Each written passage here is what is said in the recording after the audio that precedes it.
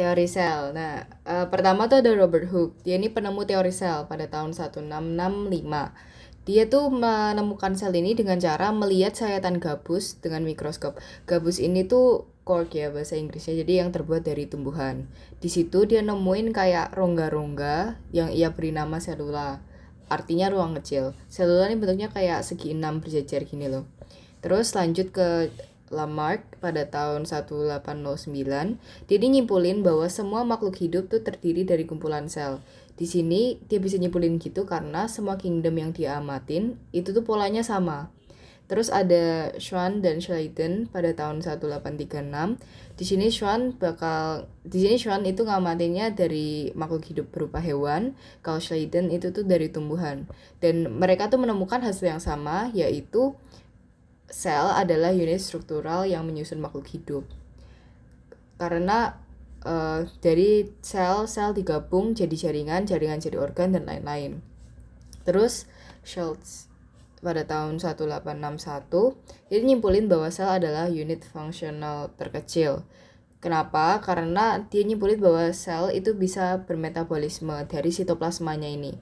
Nah, dari metabolisme ini diatur oleh nukleus, tapi tiap-tiap bagian dari sel itu berbeda. Misal beda sel pun beda metabolisme karena tergantung jaringannya. Misal kalau di hati, selnya bakal banyak metabolisme di retikulum endoplasma halus karena untuk detoksifikasi dan lain-lain.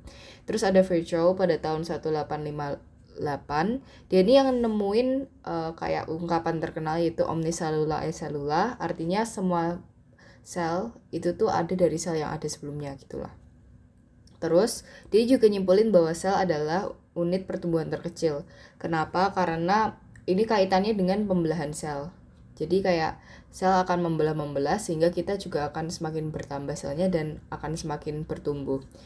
Ini info tambahan aja, manusia itu ada sekitar 37 triliun sel. Dan ketika awal-awal banget nih kan sperma dan ovum itu sama-sama haploid. Ketika mereka bertemu, mereka akan menjadi utuh lagi, jadi diploid. Diploid jadi zigot. Nah, zigot ini yang awalnya dari satu sel bisa sampai 37 triliun ini dengan cara pembelahan sel. Terus yang keenam ada Gregor Mendel. Dia ini di sekitar akhir abad 19. Dia ini seorang biarawan. Nah, dia ini nemuin bahwa sel adalah unit hereditas terkecil atau unit yang diwariskan terkecil. Sel itu membawa materi genetik berupa RNA atau DNA gitu yang diwariskan, disimpan di nukleus. Dia ngamatin ini dengan cara menanam kacang ercis lalu tumbuhkan. Nah, itu tuh dilihat polanya tuh ada kayak pola-pola tertentu gitu yang merupakan sifat dari gen yang dibawa. Jadi kayak ada yang bulat kuning, ada yang keriting hijau dan lain-lain.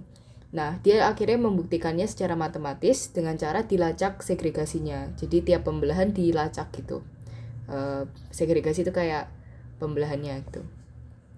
Terus untuk sebagai rangkuman, jadi sel itu sebagai unit struktural, terus juga sebagai unit fungsional terkecil makhluk hidup, diberikan dari metabolisme. Metabolismenya itu misal kayak transpirasi, gutasi, respirasi, lain-lain lah.